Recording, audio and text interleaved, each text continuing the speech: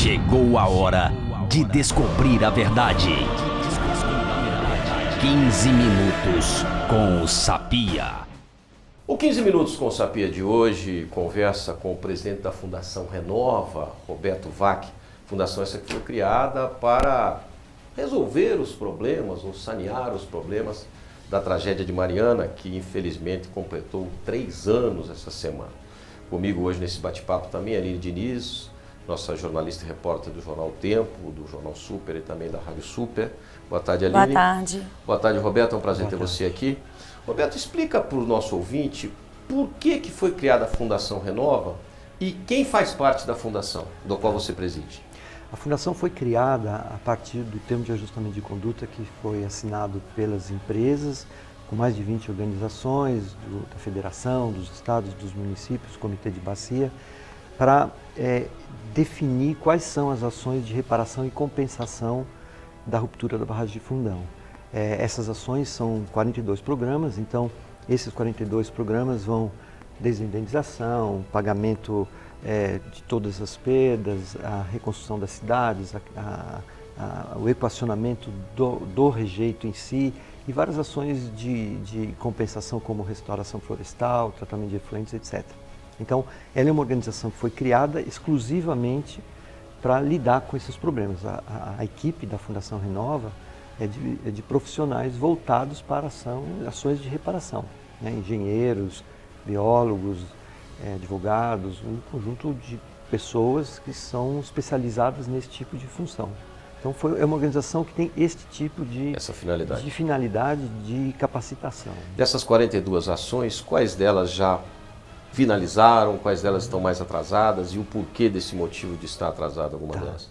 Então tem um conjunto de ações que são de infraestrutura, que é garantir a estabilidade do rejeito que ficou na região de Germano e que, se não estabilizados, continuariam a correr rio abaixo. Então isso está concluído, está funcionando.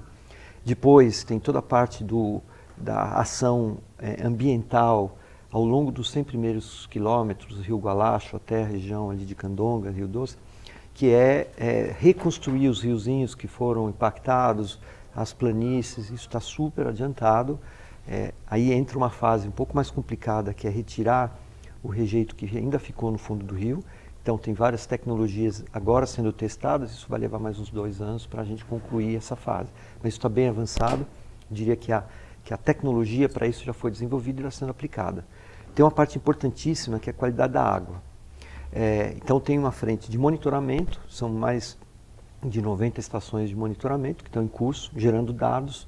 A qualidade da água bruta já voltou ao que era antes do desastre. Existe todo um sistema para garantir a melhoria da água tratada, que são melhorias em estações de tratamento de água, adutoras, captações alternativas. Isso está em curso, está bem avançado.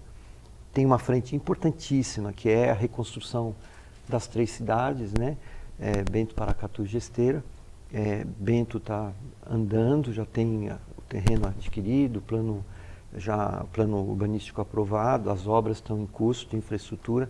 A gente deve começar em breve as obras de Paracatu e Gesteira. Então, o reassentamento, a gente acredita que mais até 2020 conclui o desenho, não só o desenho, a construção das casas, né?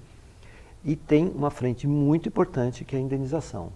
A maior parte da indenização por perda de falta de água já foi concluída, são 260 mil pessoas que já receberam indenização.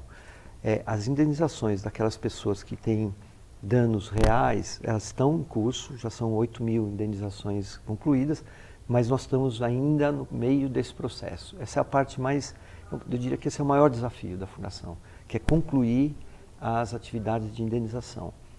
Dentro do ambiente de muita informalidade, que é a realidade do país, com dificuldades bastante expressivas de identificação de quem é elegível, qual a dimensão desse processo. Mas isso segue como a prioridade absoluta da Fundação. Aline. Roberto, eu viajei, né? Nessas últimas 2 semanas, eu estive em Barra Longa, Gesteira, Mariana. E uma coisa que me chamou muita atenção em Barra Longa foi a situação de pessoas que têm comprovação de intoxicação por metais pesados. E e elas não são reconhecidas como atingidas ainda. Eu pude ver, assim, elas têm vários documentos, têm laudos, inclusive de entidades de São Paulo confiáveis, fizeram tratamento na USP, e elas ainda não são nem reconhecidas como atingidas, gastam muito dinheiro com remédio, está trazendo um transtorno enorme, além do transtorno de ter intoxicação, ainda uma questão psicológica mesmo para as famílias. E eu sei que a Renova está fazendo um estudo, mas eu queria saber, assim, datas, prazos e como que essas pessoas podem ser ajudadas imediatamente, assim, eu acho que é um problema grave, né? Muito grave, não, esse é um problema seríssimo. Primeiro, a lama é inerte, ela não tem metal pesado, então tem uma discussão de onde veio esse metal pesado. Então esse já é só tentar identificar isso já é uma situação difícil de se resolver, tem vários estudos. Há evidências de que existem metais desta natureza naturalmente na região, é uma região tipicamente de mineração. Então, a relação entre essas contaminações com o ambiente é algo que ainda precisa ser aprofundado. Mas isso são estudos. Aí tem a questão da atenção das pessoas, que é algo crítico e fundamental. Então, a Fundação tem algumas atividades, são mais de 80 profissionais, que juntamente com o SUS local procura dar um apoio a essas pessoas. Então tem algumas que são transportadas para São Paulo e tudo isso. Mas é uma situação que ainda não está resolvida mesmo, né? A gente precisa entender melhor qual é a dimensão desse impacto na vida dessas pessoas, entender o fluxo de como esses metais chegaram a essas pessoas, e isso não é evidente, não está claro. Então são algumas dos desafios que a gente tem são desafios de conhecimento mesmo, são fronteiras de conhecimento. Ao mesmo tempo que você tem que investigar as relações de como é que isso aconteceu, quais as consequências, existe a dramaticidade das pessoas que estão vivendo com isso. Então é uma combinação de geração de conhecimento, de busca de informação sobre como tudo isso aconteceu e um atendimento emergencial. Então tem uma parte de atendimento emergencial e uma parte de geração de conhecimento. Mas é um desafio. Acho que esse que você colocou é um dos maiores desafios do entendimento das dimensões desse evento todo, né? Então, Roberto, como você colocou que já que a lama é inerte, podemos ter um caso aí que foi descoberto por acaso, quer dizer, essa contaminação de metais pesados para quem vive ou convive próximo a essas regiões de mineração? Pois é, não sei se é por acaso, porque uma das questões importantes é que com todas essas ações de monitoramento, de qualidade da água, de qualidade do ar, de como é que funciona a relação entre esses diferentes tipos de materiais com a vida das pessoas, esse esforço muito grande de conhecimento está sendo gerado, né? Sim. Muita coisa ainda não é entendida. Então, vários estudos como esse que a Aline mencionou são estudos importantes, feitos por organizações muito importantes, mas que antes simplesmente não se realizavam porque não havia a demanda, né? Então, Sim. eles começam a ser produzidos, ainda vários com resultados reconhecidos por eles mesmos como preliminares, mas são resultados importantes que a gente não pode deixar de atuar e prestar atenção. Mas eu acho que o conhecimento sobre a realidade do Rio Doce hoje é incomensuravelmente maior do que era, né? A Aline teve lá, como ela disse, conversou com essas pessoas passando por esses problemas, e essa semana eu conversei também com um psicólogo da Newton Paiva, que está fazendo atendimento à maioria das pessoas, principalmente da região mais afetada, e me citou casos assim de pessoas que estão com depressão, que foram para o alcoolismo, que foram para as drogas, né? E esse cuidado com as pessoas está sendo feito? Olha, que a situação ligada à saúde mental, ligada à depressão, pós tragédias como essas, é inexorável. Não tem como negar que esse é um fato, né? Como lidar com isso? Tem todo um sistema de proteção social que tem que ser aos poucos implementados em conjunto com as ações públicas. Você não pode separar esse atendimento do atendimento público. A combinação dessas atividades está em curso, bastante complexa, mas é uma das áreas que, juntamente com a saúde, e na realidade à frente da saúde, saúde mental, você mencionou, a questão respiratória, tem a questão das contaminações por metais pesados e tudo isso. Esse conjunto de de desafios ligados à proteção social e saúde, ele não está equacionado. Ele não é uma coisa que a gente fala assim, não, está tudo resolvido, está tudo equacionado. Não, pelo contrário. Vai levar tempo para se entender. Então, alguns estudos são estudos de alguns anos, tem estudos de 10 anos, etc., para você entender esses efeitos. Ao mesmo tempo que você tem esse desafio de entendimento, você tem o desafio do atendimento local. Sim. A gente vai até um certo ponto, mas a gente não pode assumir a responsabilidade do Estado. Então, isso é uma situação que não está resolvida, não está totalmente equacionada. Eu acho que a gente ainda tem bastante a fazer dentro, por exemplo, da Câmara Técnica de Saúde, que trabalha com o entendimento de como lidar com todas essas situações, nas relações com as comunidades, na relação com os órgãos públicos, prefeituras, mas eu diria que isso ainda está em construção, em desenvolvimento. Avisando os nossos ouvintes que estamos conversando com Roberto Vac, é o presidente da Fundação Renova, fundação que foi criada para a reparação de danos da tragédia de Mariana, podemos utilizar dessa forma, não é, Aline? Sim.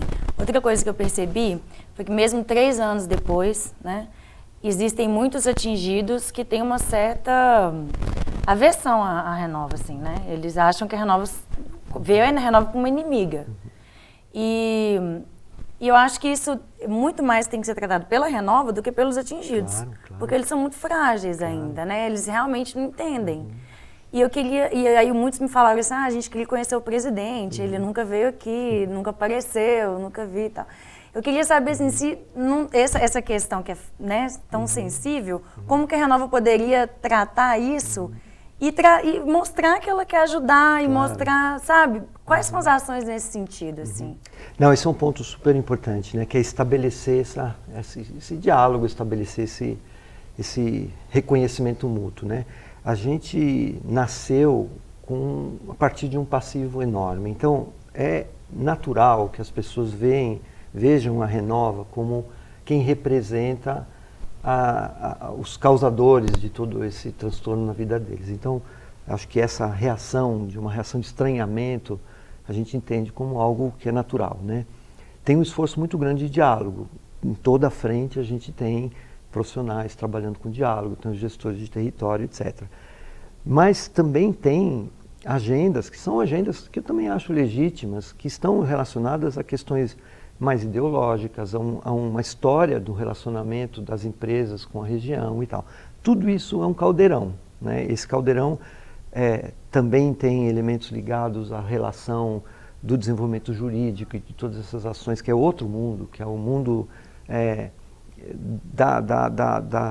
do fim dos julgamentos jurídicos e tudo isso faz parte desse processo.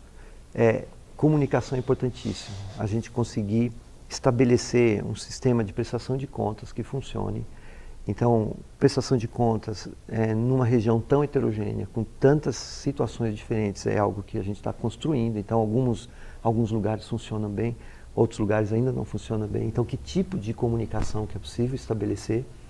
Agora, o ponto central é participação no processo do desenho dos programas que a gente faz. Eu acho que não tem outra alternativa melhor do que discutir o problema, tentar encontrar a solução conjunta, se possível implementar a solução em conjunto e monitorar como essas soluções vão se desenvolvendo. O chamado TAC de governança, que é um acordo recente que foi feito, ele propicia às comunidades a organização de câmaras locais e a participação no Conselho da Renova e no Conselho Geral, que é o Comitê Interfederativo. Isso, no nosso entender, vai melhorar demais esse potencial desse relacionamento, né? Que a gente vai discutir de uma maneira mais concreta, mais tangível, os problemas que a gente tem. Os desafios, como enfrentá-los e tudo isso. Então, eu acho que o mais importante nesse campo que você mencionou, que é começar a estabelecer uma relação de confiança, é trabalhar junto, principalmente nessa linha de identificar o problema, achar a solução e implementar.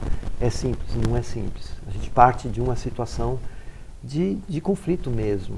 Eu sinto muito que às vezes o conflito é inflado, porque tem interesses em que o conflito continue e permaneça. Eu nem discuto, eu acho que isso faz parte, é legítimo, a sociedade precisa dessas tensões para evoluir. Mas ele, de alguma maneira, causa dificuldades para a gente avançar, né? A minha presença, eu ando muito por território. Claro que eu não consigo estar em todos os lugares, né? Barra Longa tive muitas vezes, Mariana muitas vezes, Colatina, Governador Valadares, Linhares, eu ando bastante. Mas com certeza, eu gostaria de estar muito mais presente, né? E para mim é importante. Eu aprendo muito cada vez que eu vou, que eu participo dessas reuniões, de assembleias às vezes duras e tal. Acho que faz parte. Compromisso nosso é ter essa presença. Muitas vezes não é fácil. Muitas vezes ela se apresenta com uma situação de tensão bastante grande, né? Com relação a datas, para assim, terminar as indenizações, como que está isso? Assim? Qual é a previsão da Renova? Então, a gente terminou as indenizações relacionadas a danos de água, já são 260 mil indenizações concluídas, já estamos atualmente com 8 mil situações de indenização concluídas também pagas, né, para a área de danos gerais. A gente deve chegar aí 10 mil, alguma coisa no final desse ano. E a gente espera concluir o grupo maior das indenizações, que são os casos não controversos e os casos controversos que já são resolvidos com política até o final do ano que vem. Então a gente tem ainda um ano importante de trabalho para concluir o ciclo de indenizações, né?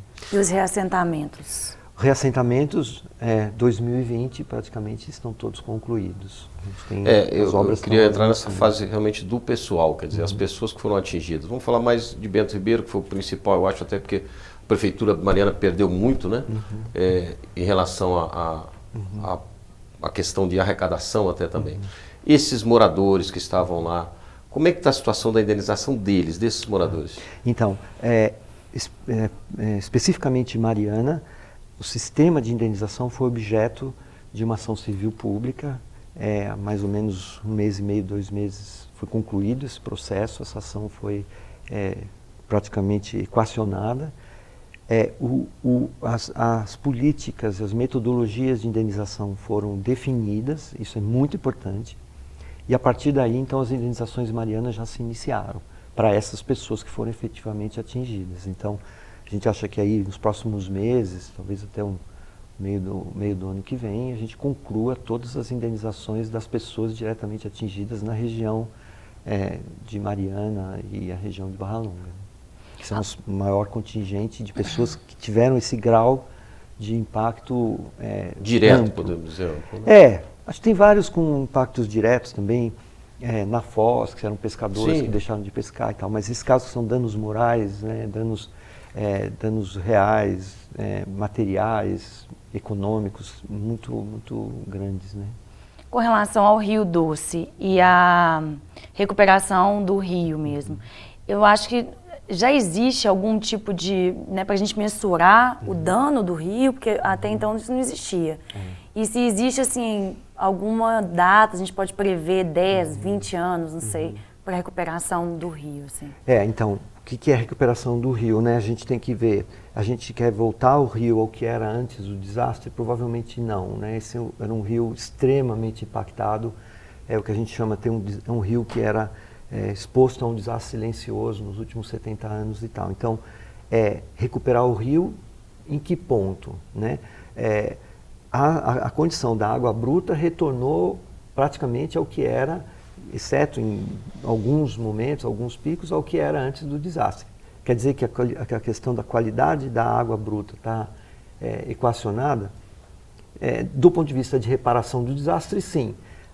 Mas muito há o que se fazer na melhoria da qualidade da água bruta, por exemplo, relacionada à contaminação de esgoto. Então, tem uma frente de recuperação do sistema de tratamento de esgoto. Ou seja, está sendo feito mais do que antes do desastre. Sim, porque isso são as atividades de compensação. Sim. Então o rio ele vai ficar melhor do que era antes do desastre. Esse é um processo que vai levar aí 4, 5 anos para a gente concluir o sistema de tratamento de esgotos ao longo de todos os municípios do rio.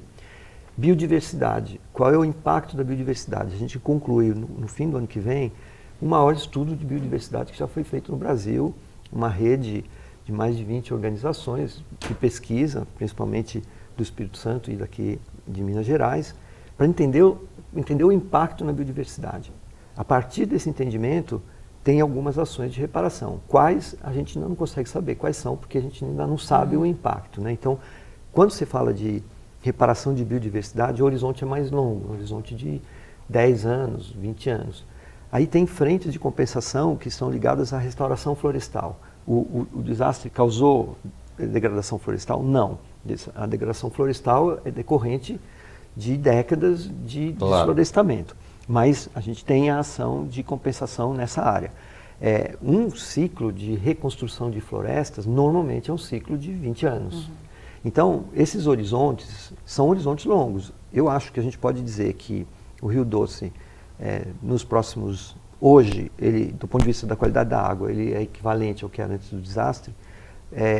Acho que as ações de melhoria, de tratamento de efluentes, etc., vão surtir efeito aí nos próximos 5 anos. As ações de restauração florestal, certamente nos primeiros 10 anos você já vai ver, são mais de 5 mil nascentes que vão ser recuperadas, isso tudo já começa a aparecer aí, talvez em uma década.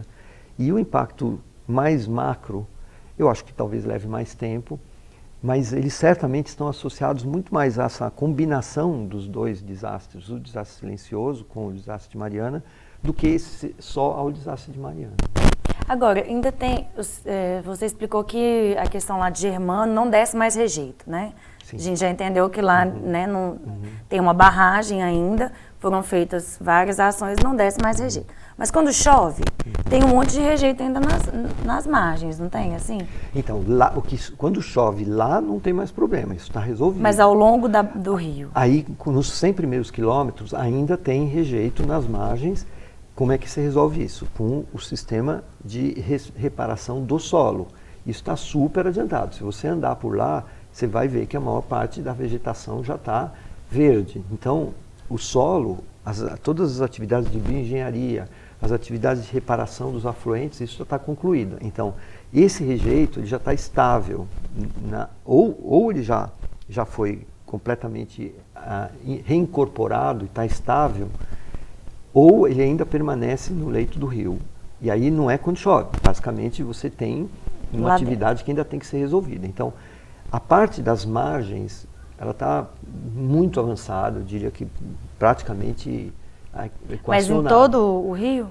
Nos 100 primeiros quilômetros, porque para frente já não tem isso. De Candonga para frente não tem. Não tem mais os rejeitos? Não, Candonga para frente não tem. Né? Candonga teve um papel de retenção do rejeito. Então, o rejeito em si, você tem que estabilizar Germano, ok. Estabilizar o rejeito que ficou nas margens, recompor os afluentes e resolver o que está no leito do rio. Afluentes ok, margens ok, leito do rio, a gente ainda tem que encontrar soluções que estão sendo testadas. Tem uma situação em particular que é a usina hidrelétrica, ali ainda não tem uma solução definitiva, é um dos desafios de engenharia que ainda estão em curso. A gente acredita que no primeiro trimestre do ano que vem essa solução vai estar equacionada e a gente vai precisar aí talvez mais 1 ou 2 anos para resolver aquela questão do rejeito em Candonga.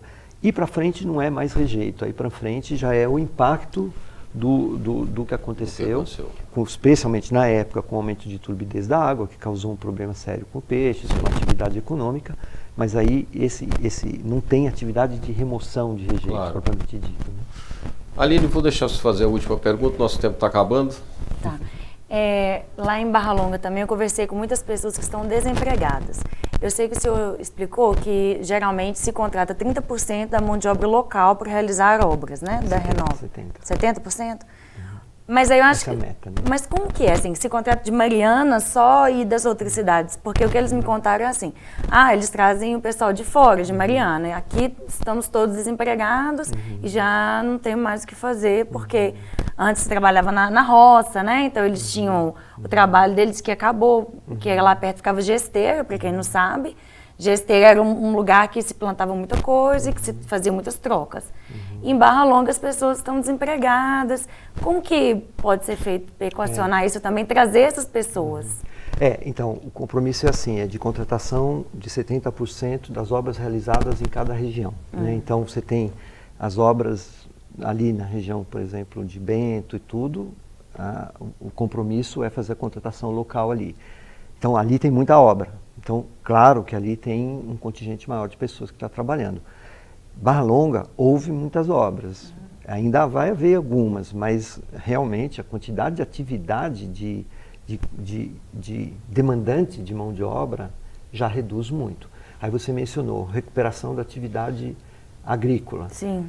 Essas atividades, elas dependem exatamente dessa atividade do manejo do rejeito, que já está avançado, e hoje tem várias frentes que é justamente para a retomada da atividade agrícola de uma forma diferente do que era, uma forma que cumpre com o Código Florestal e tudo isso. Então, são várias propriedades que têm, basicamente, a recuperação da sua atividade econômica.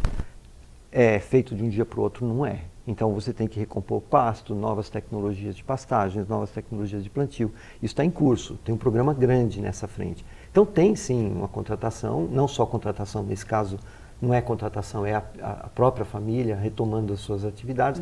Está em curso, está pronto, não está. Ainda vai levar algum tempo para a gente conseguir retomar a estabilidade do que é a atividade da agricultura e da pecuária ali naquela região. Mas está em curso. Então, o grande desafio de emprego é que, bom, a gente tem um problema de emprego que é sistêmico no país. O compromisso de emprego está muito ligado à atividade que é realizada em cada região. Então, é muito difícil a gente fazer, até do ponto de vista de transporte, de logística, né? Você tem uma obra, por exemplo, nas barragens lá na região de Mariana, trazer de outro lugar e tal. Então, infelizmente, a questão do emprego, a gente não vai conseguir resolver, né? Porque é uma situação muito mais ampla do que ligada ao próprio evento, né? Tem atividades que são fundos de investimentos para retomada da economia e tudo isso. No ano passado foram lançados, esse ano, né, foram lançados três fundos. Esses fundos têm o seu papel, mas eles não surtem efeito de um dia para o outro, né? Retomada da atividade econômica é algo que precisa de um certo tempo. E grande parte da situação econômica não está ligada ao desastre, né? Claro. Está ligado, infelizmente, ao ambiente que a gente está vivendo hoje no Brasil, né? Tá certo. Queria agradecer a presença do Roberto Eu Wagner, que agradeço. presidente da Fundação Renova, a empresa que foi criada para sanear e resolver os problemas da tragédia de Mariana. Agradecer a Aline Diniz, nossa repórter. O 15 Minutos com Sapia fica por aqui.